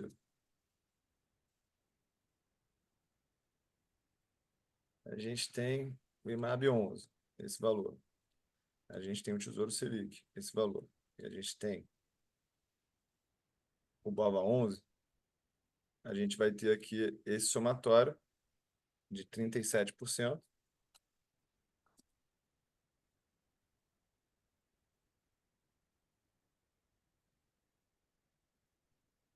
Esse valor aqui menos isso. A gente vai ter 63% em ações americanas.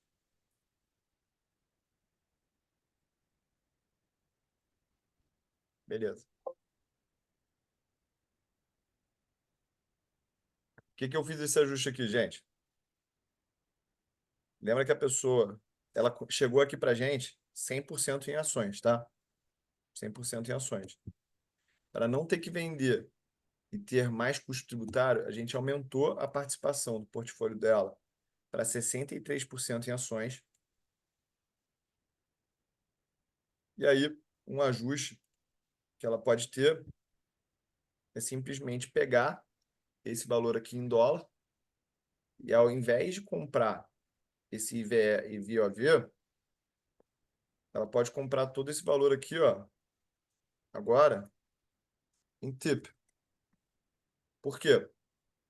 Para ela não ficar muito carregada em renda variável, a gente pode pegar esse valor lá nos Estados Unidos e botar num ETF de renda fixa.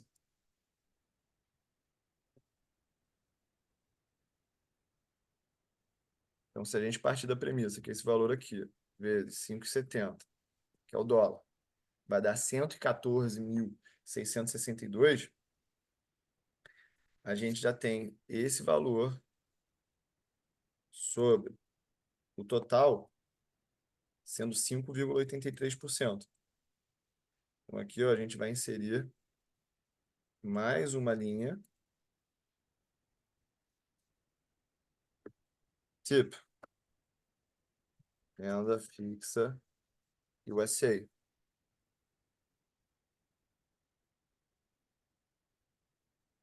É esse valor.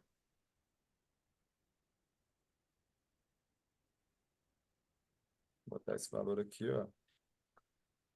Copiar esse valor. Esse menos esse. Então, a gente vai baixar isso para 57% em ações. Então, aqui a gente tem 100% dessa carteira. Beleza? Ficou claro isso aí para você, Cris? Claro, então, para explicar para o pessoal, né? A gente pegou uma carteira que ela estava desequilibrada em relação ao que deveria estar. Então, quando a gente vai fazer esse reequilíbrio, né? A gente sempre vai buscar fazer isso buscando minimizar o impacto tributário. Tá? Então, mesmo que a carteira ela não fique ainda totalmente redondinha como deveria ficar, a gente já está traçando um plano, executando um plano para readequar a carteira. Tá? Mesmo que agora fiquei 1, 2, 3 meses ainda um pouco desenquadrada, mas a pessoa vai continuar aportando. Então, com esses novos aportes, ela vai reequilibrar a carteira dela, né? Exatamente. Então, não precisa ficar sem dormir de noite, porque a carteira está ali 10% acima do que deveria estar em ações americanas, né? Não é um produto ruim que você tem na carteira, muito pelo contrário, né? Como eu falei Principalmente antes. que não são ações que a gente está focando em alavancagem, né? Exatamente. Exatamente. Então, galera, agora eu vou fazer aqui uma planilha do que eu vou falar de atitude, né? Qual que é a atitude que essa pessoa tem que tomar agora?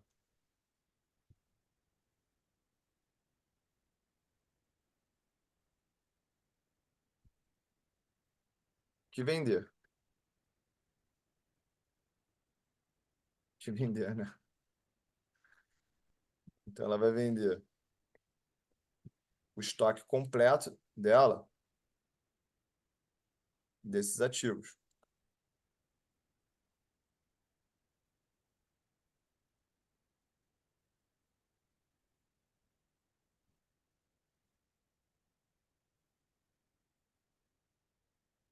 Brasil.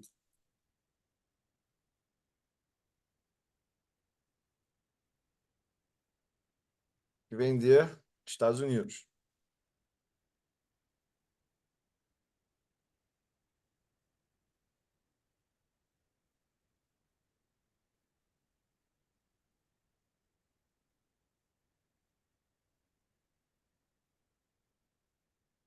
Então, a gente tem aqui esses ativos para vender no Brasil e nos Estados Unidos.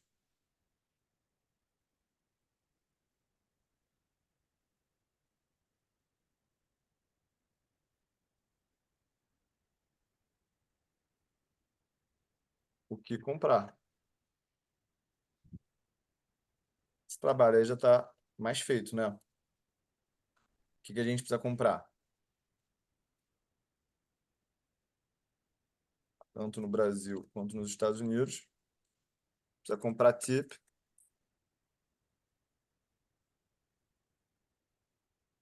volume financeiro. Então, a gente precisa comprar quanto de TIP?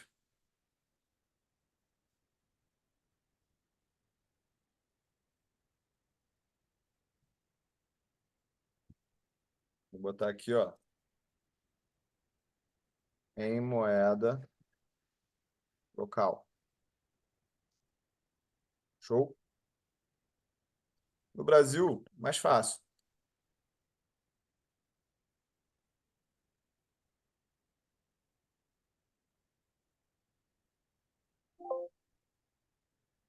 O volume financeiro,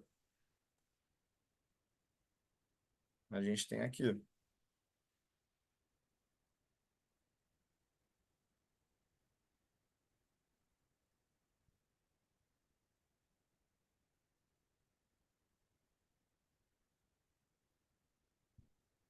Fechado?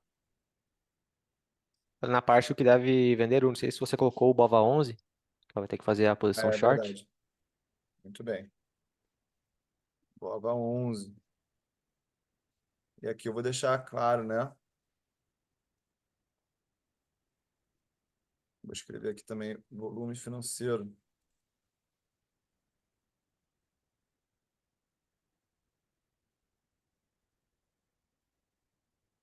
Vou escrever aqui tudo.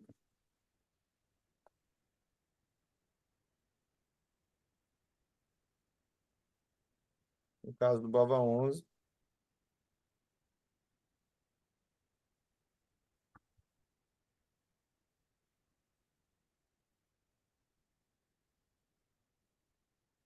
362 mil reais, que é o que vai ser necessário para fechar esse saldo.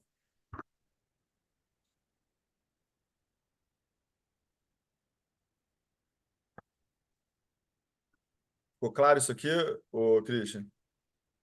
Com certeza. Agora nessa tela a gente está consolidando todas as informações para que na hora que a pessoa for executar isso na corretora fique mais claro, Simples, né? né? Mais objetivo. Isso, simples, para executar isso passo a passo. Então, basicamente, a gente recebeu uma carteira com muita informação. A gente teve que organizar essa carteira, essas informações. A partir disso aí, a gente tentou maximizar ao máximo a economia fiscal desse cliente. A gente buscou também ajustar ao máximo a exposição dele para uma diversificação, exposição em fatores, para que ele tenha espaço para surfar tendências dentro do mercado, para que ele possa ter uma alavancagem saudável através do long and short e ter um equilíbrio tanto no portfólio brasileiro quanto americano entre renda variável e renda fixa. E principalmente, né, a pessoa, a partir de agora, tendo conhecimento, tendo um método que embase as alocações que ela tem. Porque antes ela tinha uma salada de frutas, um monte de posições, um monte de ações. Ela foi comprando ao longo do tempo sem ter estratégia clara, sem saber por que comprar, por que manter, por que vender. Eu percebo que esse é um erro muito comum, né, que os investidores acabam cometendo, só vai colocando posição dentro da carteira, sem saber quando que vai se desfazer daquilo, aí começa a pensar, eu vou segurar isso aqui para longo prazo, é só comprar esquecer aquela velha história que a gente já comentou em episódios anteriores, né? Investir em ações para longo prazo, é só comprar e ficar sentado esperando que vai cair dividendo do céu, que a ação vai subir simplesmente. Só que não é assim que funciona. A gente já viu que existe um viés de sobrevivência no mercado de ações, por isso que o buy and hold ele é tão desafiador, tão complicado de ser executado com segurança, né, no longo prazo. Por isso que é tão importante você ter uma estratégia que você tem por que comprar e vai saber quando vai vender elas também. A gente não vai ter apego emocional com nenhum ativo específico, com nenhum mesmo, tá? E o buy and hold, onde ele deve ser aplicado? No VVB11 da vida, na Berkshire Hathaway, no Nasdaq 11, porque aí são ativos que ele tem uma carteira dentro dele e essa carteira é reciclada de tempos em tempos, assim como a gente faz com essas carteiras que a gente monta aqui no Brasil, carteira Start, carteira Black, tem uma reciclagem e isso o ETF ele faz automaticamente para você. Por isso que você pode só ir acumulando cotas ao longo do tempo, sem se preocupar em vender. Isso vai permitir fazer um diferimento tributário que ele vai ser bastante relevante, né, no longo prazo. Christian, agora vamos falar aqui de algumas objeções, né? A pessoa pode estar perguntando assim, Tiúlio, pô, você e o Christian juntos demoraram, acho que deu 1h30 para a gente fazer esse trabalho aqui, né? Pô, como é que eu vou fazer isso? Vocês são mestres, analistas, gestor. Como é que eu vou fazer isso aqui? Eu não tenho tempo. Como é que tu fala para essa pessoa para que ela não fique assustada que fazer essa estratégia é difícil, né? Primeira coisa é ter todas as informações documentadas, seja num caderninho, seja numa planilha, para você ter essas informações anotadas em algum lugar. Tendo essas informações centralizadas, já fica muito mais fácil, já tem meio caminho andado, né? Depois, você tem que ir colocando ali os proventos, as ações que você for recebendo, você tem que ir atualizando as cotações e você tem que colocar, pode colocar numa agenda sua, a data que vai fazer o rebalanceamento da carteira. Vamos supor que você está montando uma carteira agora em setembro de 2024, né? Lá no ano que vem você coloca na sua agenda um lembrete que você tem que rebalancear essa carteira. E o que que você vai fazer? Vai pegar a sua planilha, o seu caderninho, a sua anotação da carteira que montou hoje, né? Vai atualizar os preços, vai incluir esses proventos para fazer essa reciclagem da carteira. Vai pedir lá no grupo, se você é da Master Business, né, a carteira recomendada mais atualizada, vai olhar os 15 ativos que estão no momento para você comprar, vai fazer uma comparação, igual a gente fez aqui durante o episódio, né? Ah, esse ativo eu tenho na carteira, ele deve continuar? Se sim, ok. Só vou ajustar talvez a posição. Se ele não deve continuar, eu simplesmente vou vender ele. Tá? Então, seguindo esse processo, nas primeiras vezes, nas primeiras reclasses, você vai levar um pouco mais de tempo, mas eu tenho certeza que com o passar do tempo você vai pegando prática, né, fluência nisso. Mas eu falo, né, ressalto, é importante ter as informações muito bem controladas em algum lugar, para que você tenha essa facilidade lá na frente de rebalancear essa carteira aí. Exatamente. Vou só aqui corrigir mais uma coisa que faltou, né? A gente precisa comprar também o IMAB 11 e o Tesouro Selic no final das contas. São coisas importantes. Então, o que que a gente fez aqui durante esse episódio para esse cliente? A gente gerou uma otimização da carteira dele, a gente facilitou muito o trabalho dele, a gente montou uma carteira já pronta e otimizada para daqui para frente essa pessoa ela aumentar a rentabilidade dela. Agora ela está até mais segura no portfólio, porque ela tem uma diversificação maior, ela tem renda fixa agora, ela tá com ativos que têm uma lógica de por que comprar, por que manter e por que sair. E Isso se mês aqui, que vem, gente, né, Ulia, vai receber R$ 1 milhão. Sei lá, vendeu um imóvel, tem R$ 1 milhão para investir. O que que ela vai fazer com esse dinheiro? Ela já sabe o que vai fazer, porque ela tem um esqueleto, né, uma estrutura de carteira definida. Então vai uhum, pegar esse R$ 1 milhão e vai fazer as distribuições dentre as classes, entre os fatores, entre as estratégias que a gente desenhou para ela, né? exatamente. Galera, esse episódio aqui ele foi muito especial, ele foi mão na massa. Quero agradecer aqui o Christian Washburger. A gente aqui está sempre de braços abertos para quem precisar de ajuda, para quem quiser ajuda, ser ajudado. Só que você agora tem que tomar atitude de querer ser ajudado. Se você já faz parte do Master Business, me chama, veja esse vídeo de novo. A gente vai repetir esse processo aqui, não só uma vez, mas dezenas de vezes ao longo do nosso relacionamento. E se você não faz parte do Master Business, deixa um comentário aqui embaixo desse vídeo, porque faz muito sentido para alguém que quer realmente colocar os trens nos trilhos, fazer isso. Quero agradecer aqui o Christian por essa parceria gigante e que vai ser muito duradoura, eu tenho certeza disso. Eu Falar falo para todo mais aí mundo, pra né? ele. Investir não é complicado, mas também não é fácil, é simples. Você tem que fazer as coisas do jeito certo, com um método, seguindo uma lógica por trás, não sair por aí comprando qualquer coisa, colocando na carteira qualquer ativo.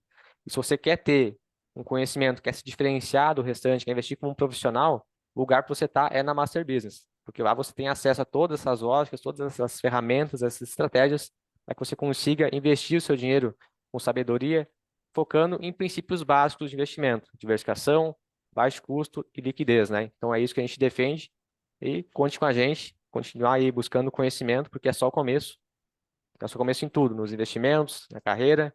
Esse é o foco, buscar crescer e prosperar cada vez mais. Outra coisa importante também dessa mensagem, né, Christian? Pô, gostei muito do que você falou, né? Não é fácil, mas é simples. Pode ser simples. Mas a recompensa disso aqui, para quem faz, é muito grande. A gente está falando aí de algo que a gente demorou aqui 1 hora e meia para fazer, mas esse seria todo o trabalho de um ano, Exato. tá? Isso aqui é o trabalho de um ano inteiro. Então, eu gosto muito de fazer isso no dia do ano novo. Eu gosto de ver aí o que aconteceu com a minha carteira de investimentos, meu portfólio. Então, se você parar o dia 30 de dezembro, quando você vai parar para fazer o teu imposto de renda, é o mesmo tempo que você vai demorar. E esse é um esforço inteligente, sem pensar, eu vou ter que reciclar minha carteira, rebalancear. Só que o rebalanceamento de carteira, ele vai ter um impacto importante no longo prazo no teu portfólio. A gente estima que vai acrescentar de 1 a 2% ao ano a mais de retorno. O que que isso vai impactar lá na frente, na tua aposentadoria, quando você tiver 55, 60 anos? Pode significar a casa dos seus sonhos, a viagem que você pretende fazer, dar uma vida melhor para sua família. Então, tudo isso é importante, pensar o esforço que eu vou fazer agora, quanto que isso vai me gerar de resultado lá na frente, né? Eu tenho certeza que o resultado ele vai ser muito maior do que o esforço, a energia que você vai estar demandando agora para fazer isso. Disso eu não tenho dúvida. Outra, outro conselho aí importante, né? Não contrate amadores para te ajudar com isso. Pode sair muito mais caro. Você Exato. viu aqui como é que a gente poderia ter gerado aí uma conta tributária para esse cliente muito grande. Para quem não sabe, isso, isso seria um custo. Então, às vezes, nessa remodelação do portfólio, você contratar o Master Business para a gente te ajudar pode ser um belo investimento. Beleza? Fico por aqui, um beijo grande e é só o Tamo começo. junto, só Tamo começo. junto.